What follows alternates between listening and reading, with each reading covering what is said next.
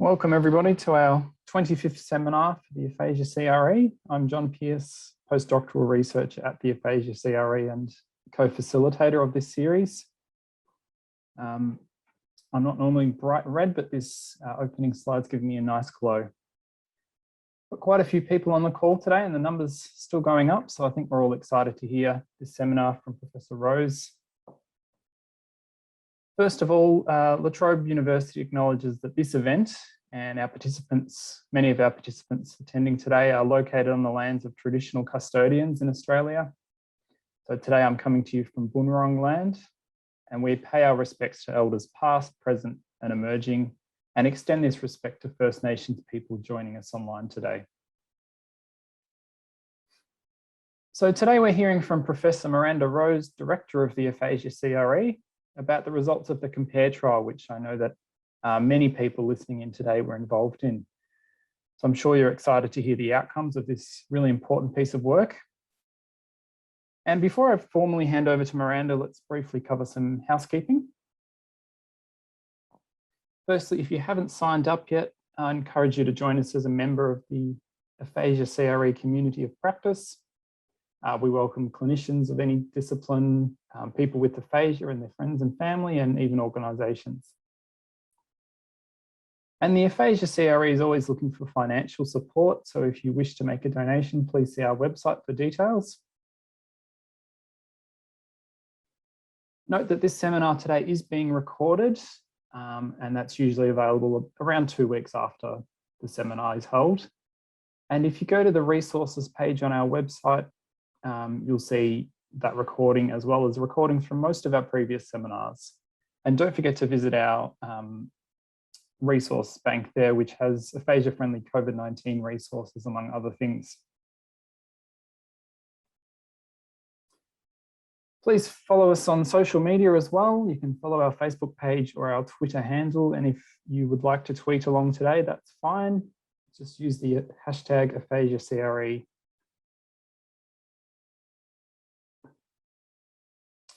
As you go today, if you have questions, you can enter them anytime using that Q&A button down the bottom. And if you see a question that you think is interesting, you can upvote or like that.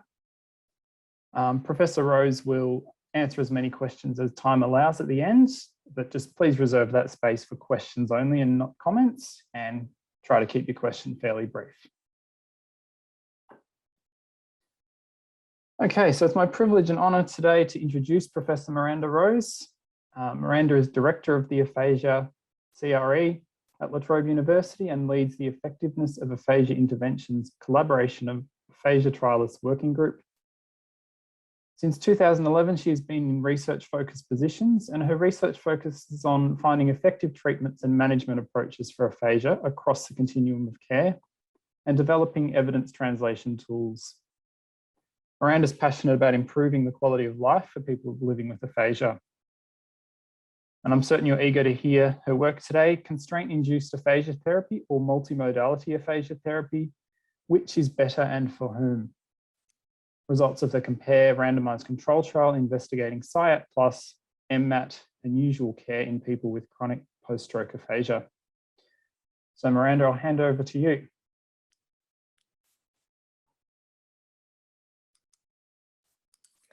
Well, thanks so much, John, for the introduction, and it's great to have this opportunity. I'm really grateful for the opportunity to be able to talk to you today about constraint-induced aphasia therapy, multi-modality aphasia therapy, and importantly, the results of the COMPARE RCT. So I want to start by offering a huge thank you and acknowledgement to the people on this slide. These are the investigators and staff behind the COMPARE randomized control trial. They helped get the funding, they designed the trial, they ran the trial, and they've been here the whole way through. And don't know what else to say other than they're an awesome group of people, and to acknowledge all the efforts that they have put in to this work. So an overview of what I'll try and cover in today's talk. We'll first of all look at what is meant by multimodal aphasia therapy, and then what are the components of constraint induced aphasia therapy. Then we'll focus down on the development of a particular type of multimodal aphasia therapy, that is MMAT. And then we'll review the previous evidence for CIAT and MMAT that existed and led to the development of the COMPARE RCT. So I'll outline the aims, methods and results of the trial, and we'll discuss those a bit and look at some future directions before hopefully we'll have some time for some audience interaction. Okay, so let's start with this construct of multimodal aphasia therapy and what we mean by that. So it'd be no shock to this audience that predominantly in the past, aphasia therapies have emphasised speech, reading and writing tasks over most other tasks. So strategies in therapy have focused on semantic, phonologic, orthographic and repetition processing and cueing, as well as some metacognitive strategies such as awareness of syntactic rules that underpin the therapies of mapping therapy and treatment of underlying forms, for example. But we know that human communication is multimodal. That is, we don't just speak in order to communicate. We also gesture and draw, read and write, and we communicate through face and body postures as well. So given that, there had been some historical kind of ideas that people with aphasia were equally impaired in their non-verbal modes as their verbal. And work that I've been involved with over 20 odd years and many other people around the world has really shed some light on the erroneous belief there. And together this work really suggests that people with aphasia do gesture. They might gesture in different ways to typical speakers. There's certainly good evidence that people with poor fluency and word retrieval skills use gesture well, and that these are meaning-laden gestures, so highly communicative. That the integrity of the semantic system is really important for production of iconic gestures, and that in people with severe aphasia, limb apraxia can get in the way of gesture comprehensibility.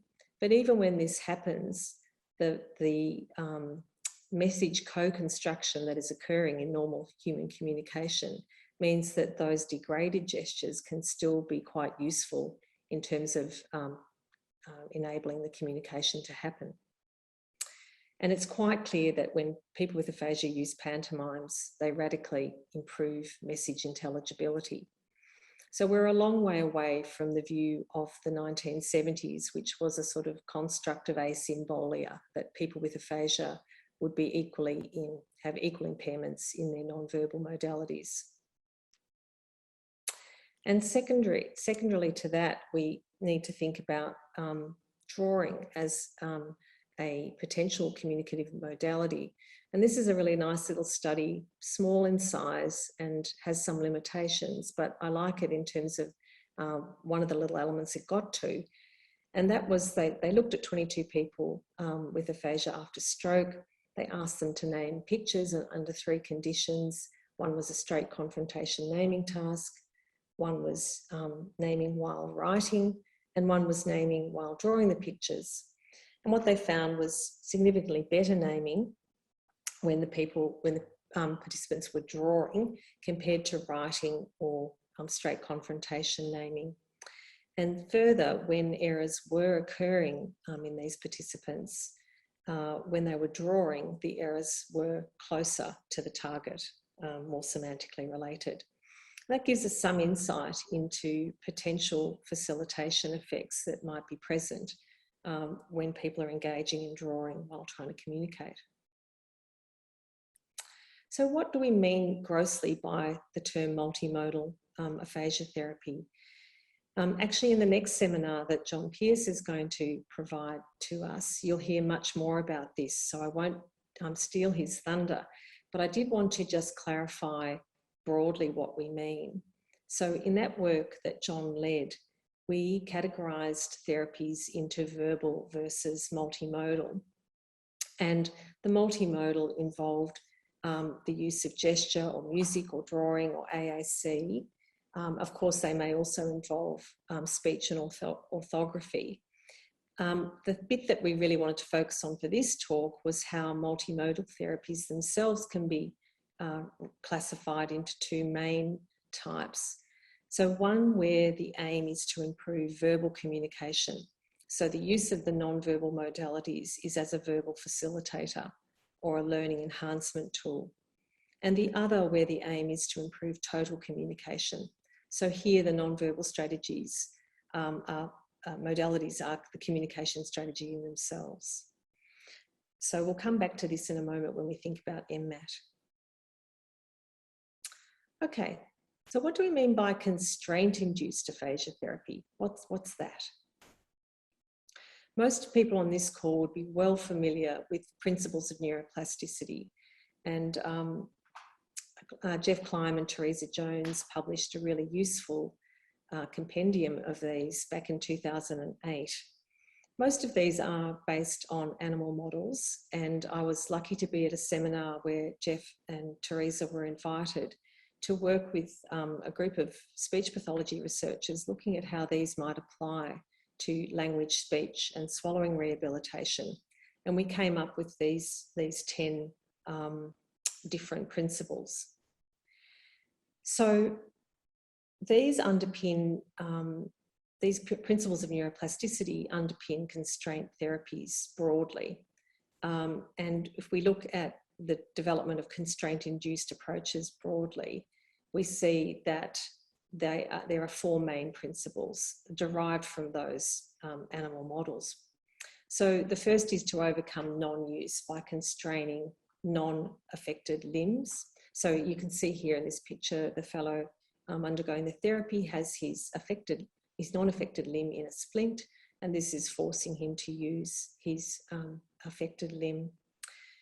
The other principle is this mass practice idea, where you're doing intensive therapy of a high dose, so several hours per day for more than 2 weeks. Shaping, so the gradual increase in task difficulty, and the use of behaviourally relevant treatment settings to enhance the transfer of learning. And in this picture, you can see the patient is undertaking an actual eating task, which clearly has ecological validity. So constraint-induced movement therapy was what really underpinned constraint-induced aphasia therapy. And this was first introduced by Professor Pulvermuller in 2001. And that group argued that learned non-use results from the withdrawal from communication and the use of compensatory strategies in people with aphasia. And so the therapy needed to directly address these non-use principles. So to do this, the non-use hypothesis was tackled with a focus on verbal communication over non-verbal. There was a large dose, intensive dose, 30 hours over 2 weeks. The shaping element was a gradual increase in the complexity of the targets involved in the therapy, and the use of behaviourally relevant treatment settings, so group therapy and socially relevant communication activity and tasks. So in summary then, CIAT has intensive training, 30 hours in 2 weeks, the communicatively relevant tasks, so group therapy, communication games, the gradual increase in task difficulty, and constraint to speaking. So you can see in this image, barriers are placed between the participants to limit the use of non-verbal modalities and encourage the verbal communication predominantly. So there's lots of terms for constraint therapies in the literature, and sometimes this can be confusing when you're reading the literature, but you'll see the term CIAT, which was first published by Pulvermuller, and then CILT, which was an American adaptation by Lynn Ma and colleagues, and then CIAT Plus that Marcus Meinzer published. And this was an enhanced protocol where they added reading orthographic cues into the therapy and the addition of a home transfer task. And ILAT, which is the more recent term for the constraint therapies. And there's also CIAT, which is an enhanced protocol that involves a variety of tasks, a larger dose and considerable transfer package. Back in 2013, I wrote an opinion piece, rather controversially termed Releasing the Constraints on Aphasia Therapy. And in that paper, what I wanted to do was draw attention to the way in which we are interpreting the principles of neuroplasticity as being linked to constraint therapies and perhaps not to other non-constraint therapies. So in that paper, I asked questions about what are the potent ingredients of constraint or ILAT? Is it the intensity of the schedule? Is it the social practice in the language action games? Is it the focus on speech predominantly? Is it the shaping behaviours, the transfer tasks, or the therapist cueing, or all of it? This was really about trying to get to what elements of the constraint protocol needed to be enacted in order to get the effects. I also asked whether constraint was useful for all patients, and at the time it was being promoted somewhat in that way. So where we could get to the individual data, we saw that rates of non-response had really been sort of poorly documented, but approximately between 15 and 30% of participants seemed not to respond when we could get to that individual data. And the Pulver-Muller group have been very clear to say that global aphasia or people with severe mixed transcortical aphasia might struggle with the common format of CIAT and actually be better treated in a group of 2 participants rather than, say, 3 or 4, and may actually require 2 therapists rather than just the single therapist. And they also pointed out that major perceptual, motor and neuropsychological impairments might make it difficult to perform some of the language action games. But beyond that, there hadn't been very much guidance about who to suggest a CIAT to. And we do really need to understand the patient-related factors in terms of being able to prescribe these therapies appropriately. So let's move on now to MMAT before we look at the comparative evidence for those. So we know that the neural networks underpinning human communication are highly multimodal, and that there is evidence that suggests that the neural basis of language and action are functionally interlinked. So these principles that we believe underlie multimodal treatments include the principles of encoding specificity. So this is an idea where the context in which linguistic material is initially presented can be used to gain access to that mental representation. In other words, the contextual conditions are part of the encoding environment and can act as effective retrieval cues. And further to that, the depth of processing principle, the idea that the formation and durability of mental representations relate to the depth and the degree of semantic involvement of the initial processing, so that a more descriptive context can help to elaborate information. So the use of pictures, demonstrations, gestures, pantomime and drawing can create a deeper and more durable entity. So with those in mind, and working with my honours student at the time, Michelle Attard, we developed something we termed MMAT, Multi-Modality Aphasia Intervention. And we developed MMAT specifically taking into consideration the principles of experience-dependent neuroplasticity, the multimodal nature of human communication, the well-established evidence in the speech pathology literature for semantic, phonologic and orthographic cueing in aphasia therapy, and these encoding principles that we just reviewed. We also aim to directly compare this therapy to the constraint therapies, and that required that we kept true to the doses and the forms that have been used to this point. So that is an intensive dose, and socially motivated communication tasks. So MMAT, in the way in which we have developed it, involves working on objects and verbs, so nouns and verbs, with picture cards in the communicatively enriched games, and using these cueing structures, so producing the gesture, drawing the item, reading, writing, and then repeating the item.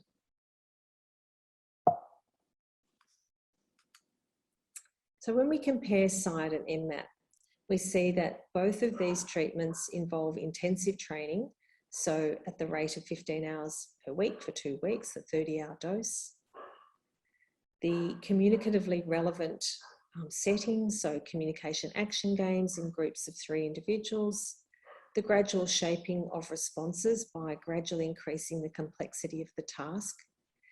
But where they differ is in the way in which the cueing and activity happens. So in CIAT, the participants are constrained to the verbal modality, and the cueing is verbal. So it's an initial phoneme and the orthographic cue. Whereas in MMAT, there are multimodal tasks and cues. So the production of gesture, drawing, reading, and writing. So in CIAT Plus, we give the first sound when the patient can't produce the word, and we give the word for repetition. And in MMAT, we get the gesture produced, we model the gesture if the person can't produce it, the patient draws it, and then reads, writes, and says the word, and repeats the word. Okay, so, sorry, now I'd like to show you just a small snippet of these 2 therapies, and the first one we look at is MMAT. I have the woman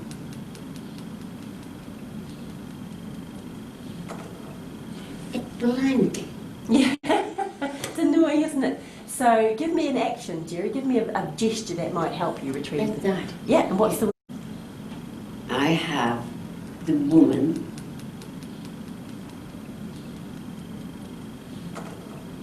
at blank. Yeah, it's annoying, isn't it? So give me an action, Jerry. Give me a gesture that might help you retrieve That's that. Yeah, and what's the word? Hot. What's the action? Oh, yeah. Velvetly.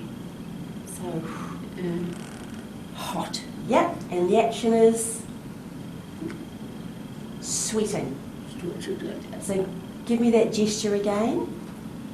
Sweating. Wetting. Okay, and tell me again. Wetting. Good work. So let's draw the picture, Jerry.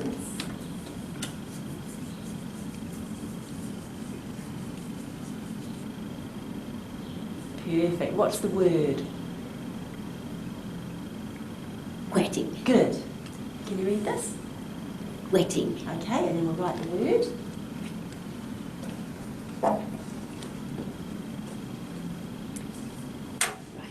And tell me, what was that word again?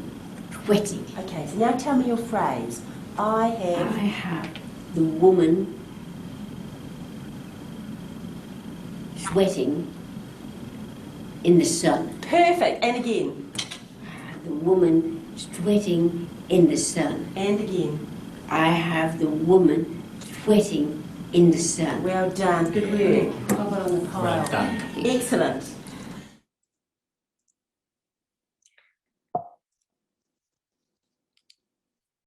And here's a snippet of CIAT, and we're aware sometimes on Zoom that these videos become a little bit jumpy, so I hope it's not too bad for you.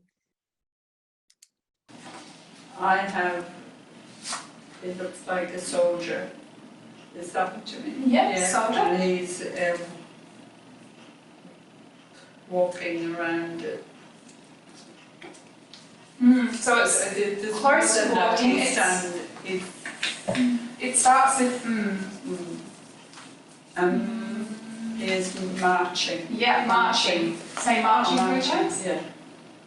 Marching marching. Yep, and then I have sentence. a guy who is marching. Perfect. I have a guy who's marching. And one more time. And I've got a guy who's marching. Yeah, So I love it. So Sarah has it, so you give it to Sarah.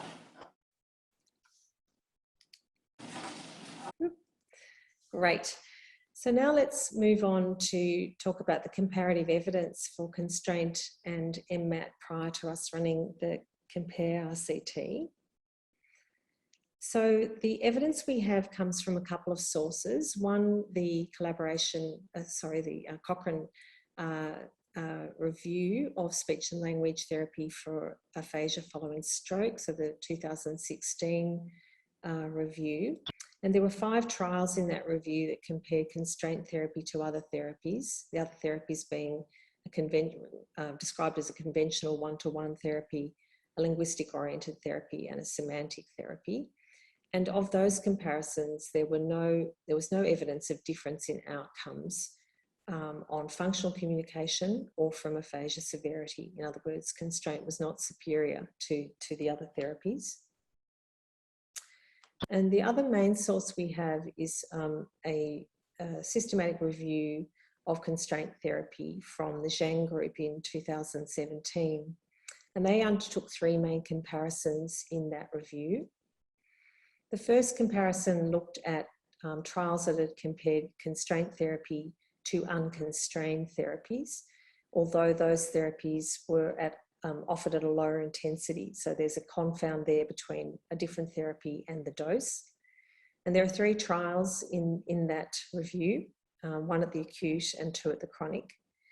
And the only significant difference was found in the original Pulvermuller trial, and with an advantage for constraint therapy.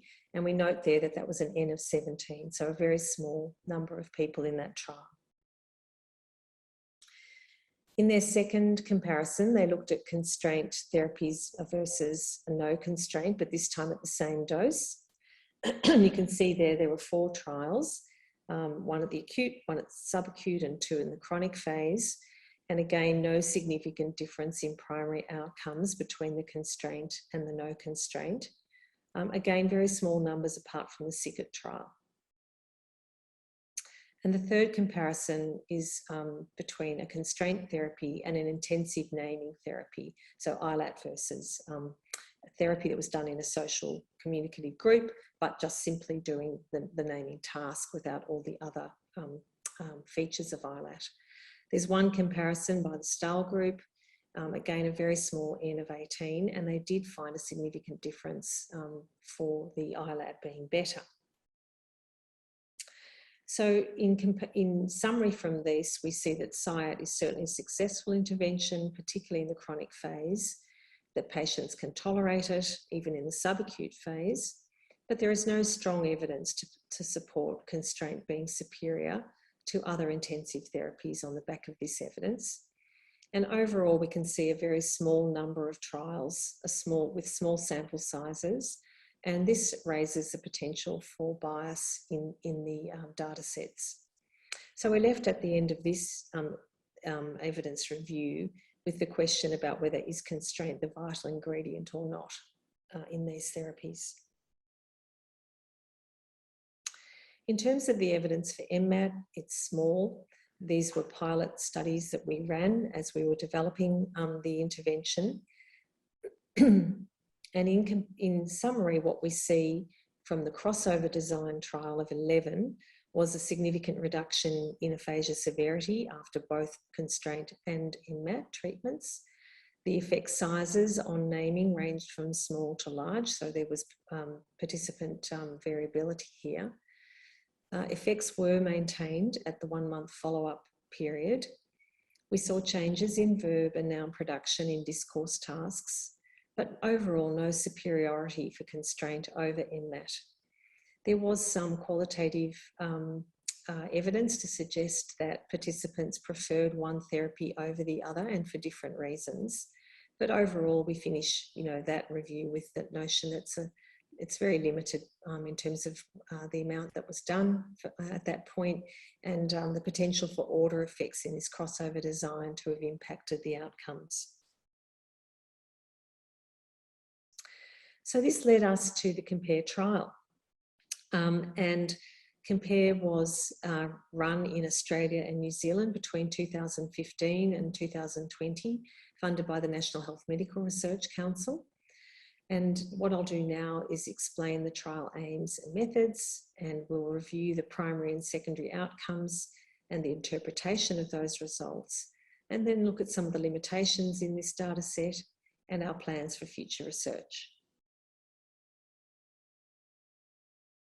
Okay, so the aim of the COMPARE trial was to assess the comparative effectiveness of CIAT Plus and MMAT in people with chronic aphasia after stroke compared to low-dose usual community care.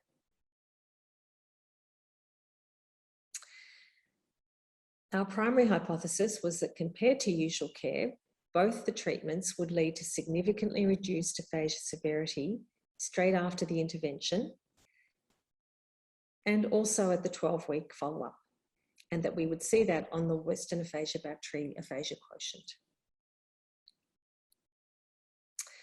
We also hypothesised that both the therapies would lead to improved word finding, functional communication, discourse, multimodal communication and quality of life straight after the intervention and at the 12-week follow-up point. And further, we hypothesised that MMAT would be superior for people with mild and severe aphasia, and CIAT Plus would be superior for people with moderate aphasia. So in summary, this was a 3-arm, multi-centre, parallel group, open label, blinded endpoint, phase 3 RCT. And we published the study protocol in the International Journal of Stroke. Therapy was provided in 10 cities across Australia and New Zealand, and the trial was powered to detect a 5-point change on the WAB-AQ with a sample size of 216 participants. We recruited these participants from 19 hospitals, but also directly from the community. And those participants needed to be over 18 years of age, living in the community with chronic aphasia. They needed to be fluent in English prior to their stroke and independent in toileting or having a carer that could assist them during the therapy sessions. We also had some exclusion criteria, meaning that the participants could not have neurological conditions other than stroke, could not have severe apraxia of speech or dysarthria, and needed to have sensory and abilities to be able to participate in group communication, and they could not have a diagnosis of an untreated mental health condition that would prevent them from being involved in this study. So we used a stratified group randomisation strategy, and all the participants were allocated to treatment groups based on their baseline aphasia severity. So we had mild, moderate and severe groups. And groups of 3 people of the same severity were then randomised to one of 3 arms, MMAT, CIAT Plus or usual care, via a central allocation system. So CIAT Plus and MMAT in this trial were delivered as 3 hours per day, 5 days per week for 2 weeks, so a total of 30 hours. And between each 1-hour session, there was a break of between 15 and 30 minutes. And a daily 15-minute personally prescribed home task was used as well. And all the therapy was delivered by study-trained and qualified speech pathologists. And usual care was whatever community speech therapy was available at the time, and a record of this was kept in a trial participant diary. So after screening and recruitment, the groups of people within mild, moderate and severe were randomised to either CIAT Plus, MMAT or usual care, and the 2 active arms received 2 weeks of intervention, and then there was a 12-week follow-up point where usual care was continuing. So our time points were baseline, post-intervention, which was our primary outcome point, and the 12-week follow-up time point. So CIAT Plus and MMAT both involved 6 different therapy tasks in game format. And the kinds of things that people needed to do were request items, clarify requests, recall items from memory, and name items. And we used 80 coloured picture cards for each therapy group. So there were 3 sets, an easy, moderate and hard set, and these were prescribed according to baseline naming ability. And each of the 80 item sets comprised 48 nouns and 32 verbs. The targets were 6 different linguistic levels. So at level 1, it was simply the production of a single noun or a verb.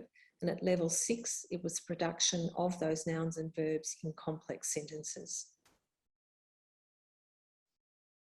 And a detailed protocol guided the daily selection of the targets, the stimuli and the tasks according to the patient performance each session.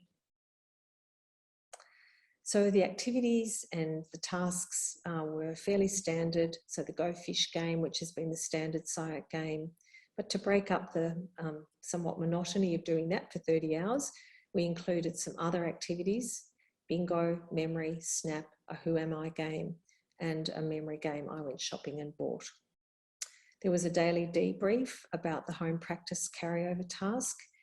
So the participants were asked, what did they do? How did it go? What did you learn?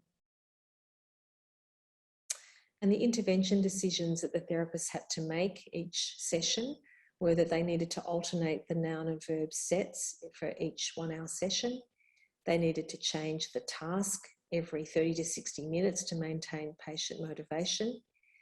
They needed to change the linguistic level. So for example, from level 1 to level 2, once a participant had scored 80% or more correct. And they needed to change the stimuli set when at least 2 participants scored more than 80% correct in a session. Okay, our outcome measures, as I mentioned, the primary outcome for aphasia severity was the WAB-AQ. For functional communication, we used the SETI. For multimodal communication, the scenario test. For quality of life, the SAQUAL 39G. For word finding, the COMPARE naming battery, which comprised 80 treated and 100 untreated items. And for discourse, we looked at correct information units per minute from picture description and picture sequence tasks from the Nicholas and Brookshire protocol. Okay, so this figure summarises the trial flow, and we had 342 participants who we formally consented and screened. And of these, 249 were eligible for randomisation into the trial. We finally randomised 216 of those individuals into the trial, and then they progressed to their baseline assessments. So after the baseline assessments, we ended up with 70 people in the usual care arm, 71 in CIAT and 75 in MMAT. And at our primary endpoint, immediately post-intervention, we had 201 in our primary analysis, and at the follow-up point, 192. So the randomisation strategy worked quite well to produce relatively even groups at baseline, except that we did see that the people in the usual care arm had a less severe stroke, as demonstrated by their modified Rankin scale. And the people in the MMAT arm had a slightly more severe aphasia. And the aphasia subtypes were represented reasonably evenly across the groups and from quite a range of them. And in terms of our analysis, we published the statistical analysis ahead of data lock in the journal Trials. For our primary outcome, we used linear mixed effects regression models with WAB-AQ as the outcome measure. And we adjusted this for baseline aphasia severity and baseline stroke severity as fixed effects, and participants and treatment group as random effects. Similarly, for the secondary outcome measures, we used linear mixed effects regression models, but this time adjusting for the relevant outcome measure.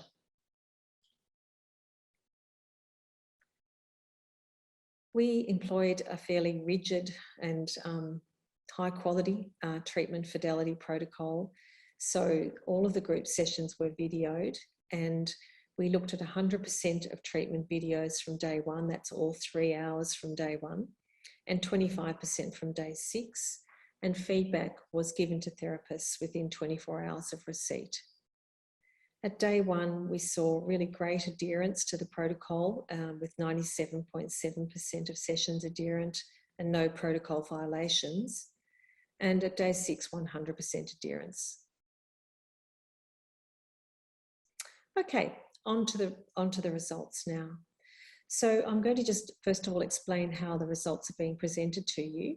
So you'll see here a figure that is the modelled difference between the arms, or between the comparison, and the confidence intervals of that modelled difference, and the p-value, the probability of that. So we'll see, if you read that graph rightly, that at the primary outcome we saw on average there were no significant differences between the 3 arms on the WAB-AQ post-intervention. And on average, no baseline to post-intervention group change that exceeded the pre-specified 5-point clinically meaningful difference. So this was not what we had hypothesised. However, what we did see is lots of significant differences in the secondary outcome measures. So for word finding in treated items, we saw this was significantly improved at post-intervention. So MMAT superior to usual care, CIAT superior to usual care, and with an advantage for CIAT Plus over MMAT. And this was still the case at the 12-week follow-up, MMAT and CIAT Plus superior to usual care, but now no difference between CIAT and MMAT. For functional communication, we saw this was significantly improved at post-intervention for the 2 treated active arms, and no difference between the active arms. But this significance was not maintained at follow-up. For communication-related quality of life, we saw that this was significantly improved at post-intervention, so MMAT and CIAT superior to usual care, with an advantage of MMAT over CIAT. And these were not maintained at follow-up. Multimodal communication was significantly improved in MMAT compared to CIAT post-intervention. No other significant differences, and this was not maintained at follow-up. Discourse was significantly improved in usual care compared to MMAT at post-intervention, and no other significant differences.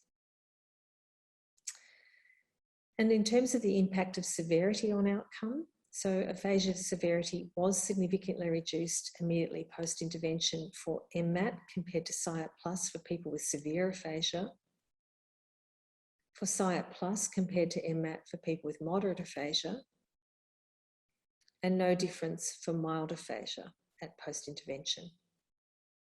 And at follow-up, MMAT was significantly better than CIAT Plus for people with mild aphasia, and there were no other significant differences there.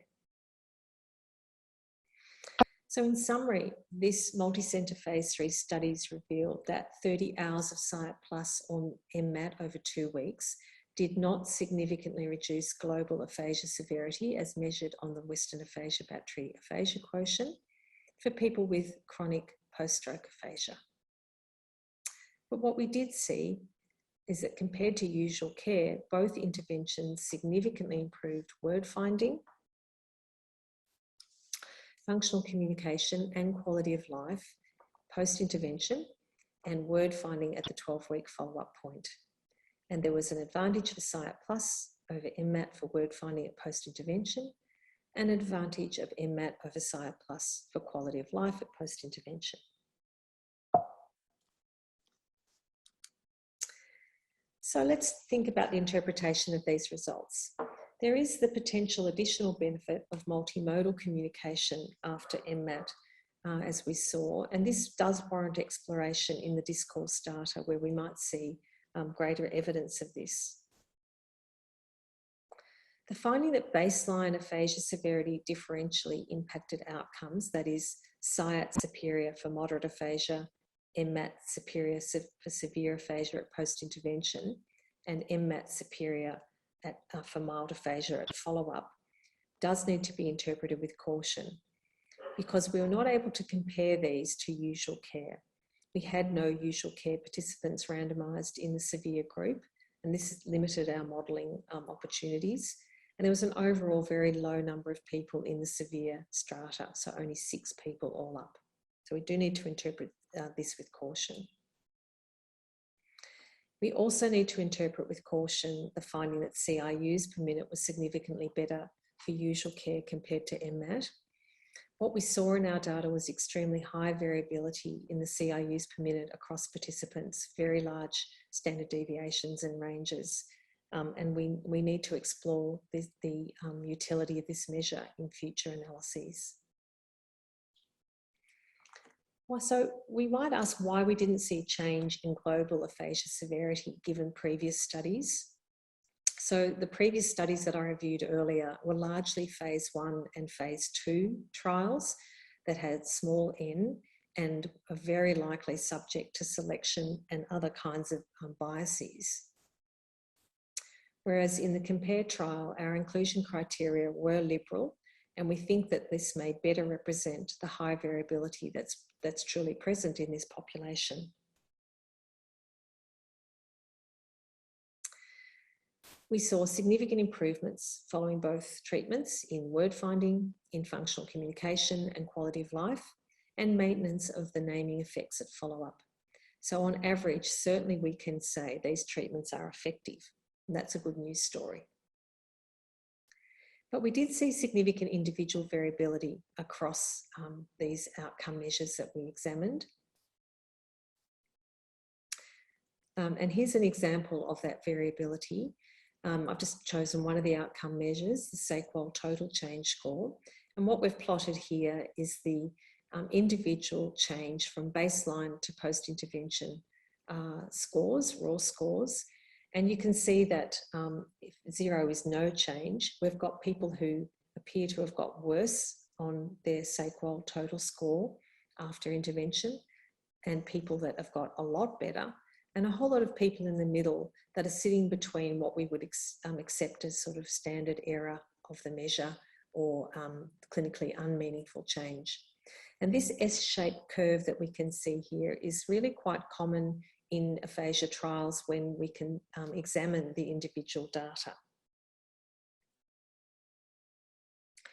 That sort of variability was present in a recent high quality trial published in The Lancet by Brittenstein and colleagues. So the Brittenstein trial randomised 156 participants in a fairly intensive treatment over 3 weeks in people with chronic aphasia. And they showed a significant change on the UNELT, their primary outcome measure. And when you drill down to look at how many people in that trial made change, it was about 69% of their participants who scored above 3 points on the UNELT, which had been determined to be a clinically meaningful gain. So certainly not all the people in the trial had shown those clinically meaningful changes. And in COMPARE, that's exactly what we saw. So we used the minimal detectable change, which is an index to look at a minimal change score on an outcome measure that falls beyond measurement error. And the MDC 90 we can calculate for each of our outcome measures, and then look at the number of people who are exceeding that or actually making a worse result beyond that. And I'm pleased to tell you that it's actually a large number of individuals that are driving our significant group level results in this trial. And that's important clinically. So for naming, for example, the MDC for the naming battery is 8 items. And we see that 63% of the active arm participants achieved that. And for the SAQOL communication subscale, 48% achieved that. 38% the SAQOL total, 27% on the SETI, 22% on the naming untreated items. Now, this was not a significant pre to post difference at the group level, but it's a representation of potential generalisation from the therapy. And the scenario test, 16%. And when we look at the WAB at the 7-point MDC 90 threshold, it's only 9%. So not surprising, we didn't see a group level significant change there. At the more historic cutoff of 5 points, we see 19% of participants who made those gains. So what is driving, who are these people that are making the gains? And that's where the prediction work comes in. And we've begun looking at this work, looking at what baseline characteristics predict response to treatment. And so far we've run some multivariable logistic regression analyses using the MDC 90 as the cutoff for the definition of response. And I can tell you to date, the results are rather messy. So what I'm showing you right now is just a brief summary. And that is that there is an overall lack of cohesion in the predictor results across the outcome measures, but that picture span forwards, picture span backwards, so measures of immediate and working memory, and Raven's matrices, a measure of nonverbal reasoning, appear to have some utility as predictors. The confidence intervals for the other significant predictors we've seen are very wide, and so we're at this stage interpreting those with extreme caution. But overall, it seems to be quite a complex story, and other work to date has also found this, that there's no single predictor that or behavioural predictor that can determine, give us confidence in saying whether someone will respond to the treatment or not. And we've got a lot more work to do here to mine this data set before we can come out with something we hope is going to be clinically meaningful. Okay, so towards the end of the talk now, in summary, one of the really big take-home messages I hope you have today is that on average, these treatments work. Both CIAT Plus and MMAT, when given at a dose of 30 hours over 2 weeks, lead to significantly improved word finding, functional communication, and communication-related quality of life. And word finding was significantly improved at the 12-week follow-up. There is high variability in response across all these outcome measures, but there are large numbers of participants who are exceeding clinically meaningful change thresholds. And to date, we have a lack of uniformity in the preliminary predictors of response, but we have some indicators of metrics that might be useful for us. So our future research with this existing data that we have will include a cost-effective analysis that we'll be running very soon, an exploration of the discourse data beyond single words. So we have conversational samples for each of our time points, and we haven't begun to analyse those yet. We'd really like to look at the nonverbal communication in these samples, and as I mentioned, additional predictor analyses. And our future studies, we'd like to see how could we improve the effectiveness, further improve the effectiveness of these interventions. So what would happen if we varied the overall dose? So at the moment it's 30 hours. What happens when it's 60 hours or 90 hours? What happens when we vary the intensity? So we gave it as two weeks, but what happens at 5 weeks? And you'll hear in the next Aphasia CRE seminar, John Pearce presenting results from his PhD in a sub-study of COMPARE where we did that 5 weeks rather than 2 weeks. But what happens when it's even further distributed, say at 10 weeks? And what is the impact of an additional maintenance program on the long-term benefits, so the maintenance benefits? So at the moment, we saw very few of these results maintained at 12-week follow-up. But essentially, we stopped the intervention and gave no maintenance therapy in that 12-week period. So I want to finish by acknowledging the incredible number of people that have contributed to the results of COMPARE, the 342 participants and their family who consented to the trial and were formally screened.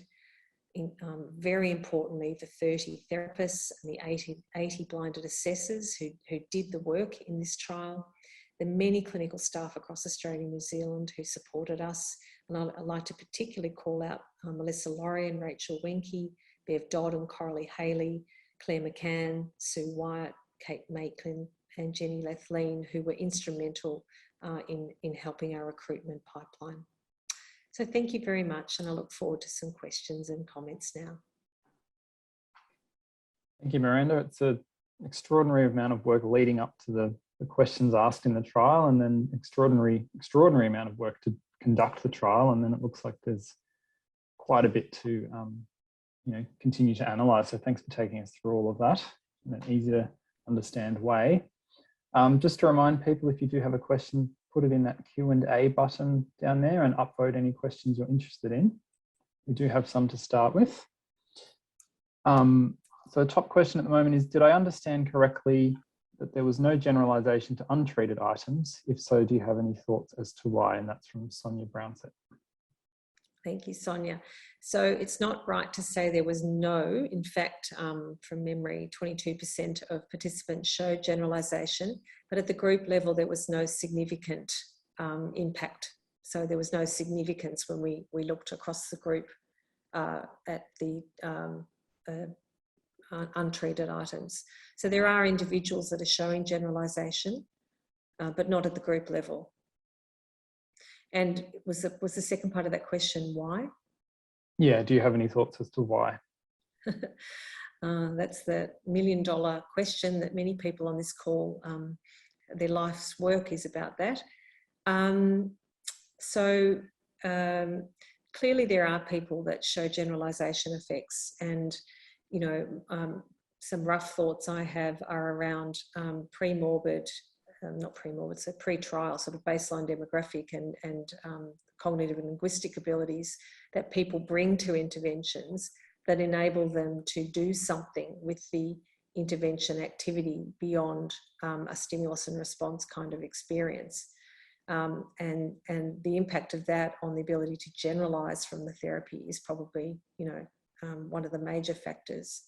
But it'll also be just, generalised cognitive reserve, integrity, how much integrity is left in phonological and semantic systems, and in the case of COMPARE syntactic systems. So it's a terribly complicated question, Sonia, and I certainly don't have the answer. I'd be very interested in if you had thoughts, perhaps offline, around additional analyses we could do to try to explore some of that. Next top question from Katerina Prittenstein. Thank you very much, Miranda. I'm wondering why you adjusted for both aphasia and stroke severity in your analyses, given that the two variables are usually highly intercorrelated. Thank you, Katerina. Lovely that you're on call. Yeah, it's really just it was a standard approach.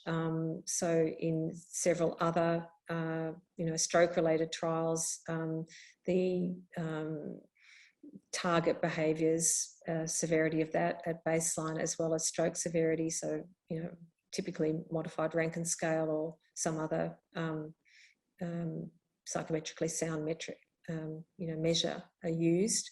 So we were really following tradition, but very interested to, hear if we should reanalyse everything without it. It's a dominant feature of all our analyses that we've included stroke severity as an initial factor. Okay, next question is from Rajath Shenoy. What are the ingredients of usual care in study centres, and what therapies were provided in usual care? Thank you. So usual care was documented in a trial diary, a participant trial diary. First of all, usual care was a very small amount of time. So I think the median was 10 hours across the 15 weeks of intervention. And the vast majority of that was community provided peer support groups. So an individual attending a community-based aphasia group where they would be involved with peer support activities, some conversational opportunity, sometimes recreational activities and so on. And there were a smaller subset of people that were involved in an actual speech language therapist provided intervention working on word retrieval, but this was at an incredibly low dose. Actually, I might even have the figures there. The number of people overall in the trial was very small. I think it's about 30% of people that received usual care at all. And as I mentioned, it's extremely low dose. So we don't expect that to have had a major impact on the usual care participants at all. And just to add that the trial didn't provide any usual standard care. It was just whatever usual care that person had. So I'm not quite sure which country the participants from, but certainly in Australia, usual care in the chronic phase is not much. And so in the trial, we weren't prescribing that or providing that. It was just whatever someone could get their hands on. And then we documented that. And another one from Roger.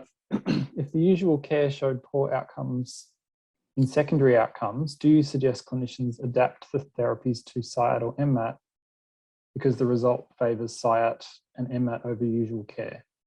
Yeah, so I think it's important to understand this concept of what usual care is in the chronic phase in this country. It virtually is no therapy. So it's not about adapting, really. It's about saying that people need therapy in the chronic phase. And two therapies that could work are constraint therapy and multimodal aphasia therapy. One of the issues we have about the implementation of these in the chronic phase is that the way that they have been delivered to date is an intense format, and that's quite difficult for most people most clinicians around the world to implement. And it's one of the reasons that we ran a sub-study within COMPARE, and as I mentioned in the next seminar, you'll hear John talking about the results of that sub-study. And we're actually very interested now given that we've found that constraint does not look superior to MMAT, that both of them seem to have, some potency. Can we deliver these in a format, in a schedule that is easier for clinicians to implement? And, what can be done to grow this in the chronic phase? So what health systems need to get involved in order to give access to these therapies for people in the chronic phase? Thank you. Well, the top question, it's changing every few minutes, but another one from Sonia at the moment. Thanks, Miranda, that was fascinating. I'm curious as to how you chose the dose of 30 hours over 2 weeks. Did you do any early phase trials or was it based on previous trials? Also, did the choice of primary outcome measure take into account the planned dose of intervention? Yes. So up until COMPARE was run, constraint therapies had almost all reports of constraint therapies were at the dose of 30 hours and over 2 weeks. So when we devised MMAT as the comparator, we didn't want to manipulate too many other variables. We wanted to go head to head to see if the constraint elements were essential to the outcomes. And so the MMAT protocol enabled us to do that. The sub-study we ran was an attempt to get some pilot data on a different dose. And that was because we had recognised even back then that implementing 30 hours over 2 weeks would be challenging in most countries. So yes, it had come from prior research. And then the Western Aphasia Battery 5-point change was based on the medium, sort of average medium effect size that had been seen in the trials and from the work we'd done in our pilots of MMAT. Yeah, so yes to both of those, I guess. So we have run over, but there's still a large number of people on the line. Are you happy to keep answering? Sure. Why don't we go for another 5 minutes or so and see Sure. how we get through? Elise Richards has asked, did you see any fatigue effects towards the end of the 3-hour sessions?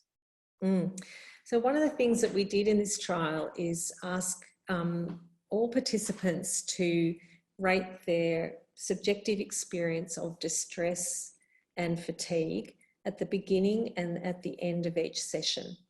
And we have that data for all 140 participants that were in the 2 active arms. And we're yet to analyse that at the group level. We also asked therapists to rate their levels of fatigue. So it's something that we're ready now to start examining. So when you sort of eyeball across the data, it looks like towards the end of the 3-hour session, after the 3-hour session, people are experiencing subjective fatigue, not distress. So distress was a marker we were going to use to, you know, suggest to someone that they have a day off or to actually remove them from the trial. So I can't give you a data-based answer to that question yet, but the sense is that yes, people got tired over the 10 days, but not so tired that they couldn't continue. And the therapist actually had to make that call as well, based on each participant's response on a daily basis. And I'd having run some of the intensive, you know, therapies, that I wondered how they'd go, and then they surprised me with just how much, you know, therapy they could do. So yeah, and we didn't, I mean, you know, our dropout rates are tiny. They're predominantly for non-trial-related issues, COVID and some illness and things, but not because of people didn't want to engage or couldn't engage with the intervention. Yep. Robin Gibson asking, was there anything about the process or the results that surprised you? Yes, so we had expected to see a reduction in aphasia severity on the WAB-AQ after the interventions. So it really was surprising to us that that hadn't happened. And when we looked, you know, more carefully at that, we could see the huge variability in patient response on the WAB-AQ from pre to post across the groups. So essentially, you know, I think part of the reason we didn't see significant effects there is because we had a large sample that was varied, that was heterogeneous. And that's the truth of aphasia intervention. Whereas in the past, the evidence has come for constraint therapies at the very least from very small trials and probably quite hand-picked individuals. So yeah, that was very surprising. The rest actually feels fairly predictable, and you know, we can sort of have rationales for it. So yeah. Okay. Chrissy McCumsty says, in chronic aphasia, we rarely get the chance to do therapy with that intensity. What do you think of the efficacy of far less intense therapy? Yeah, so this is a question that's on a lot of people's minds at the moment, is, you know, the question of whether we're actually in the chronic phase underdosing in general. So if our regular care is perhaps an hour a week, 45 minutes a week, you know, what are we expecting to achieve from that? And certainly this trial is showing that a boot camp style intervention, you know, 30 hours over 2 weeks, can shift people's communication abilities.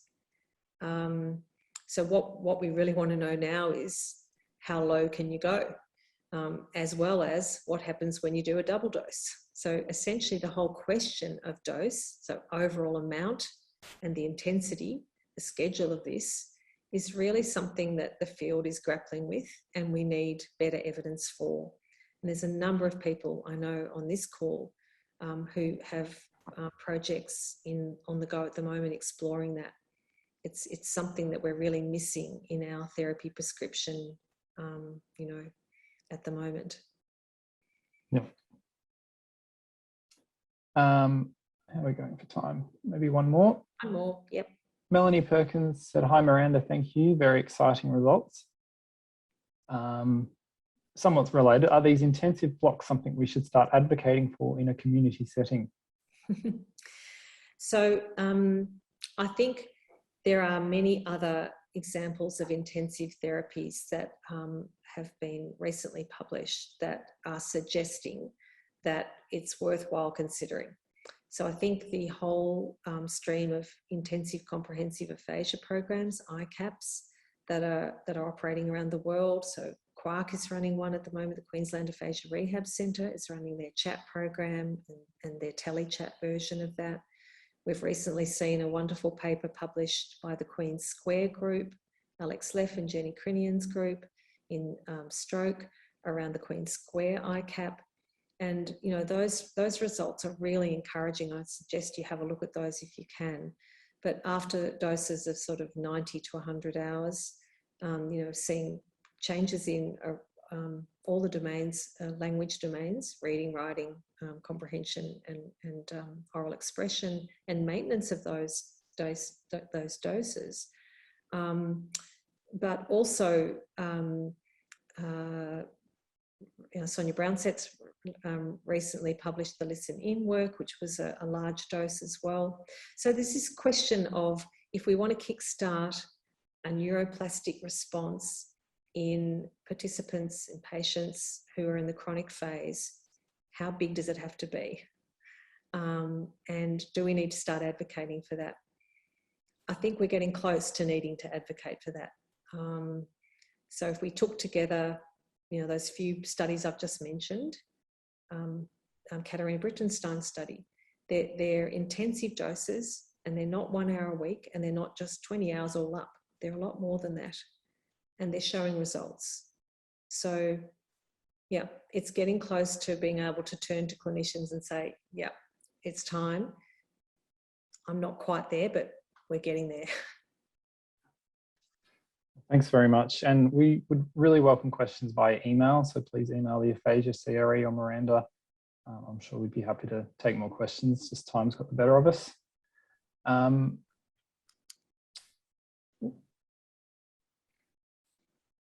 Just to finish off, I would like to invite you to hear from myself at the next seminar next month. That will be 4 p.m. on Wednesday, the 27th, or 3 p.m. in Queensland and various times around the world. And once again, I'd just like to thank Miranda for presenting all of that wealth of information. So thank you very much, everyone.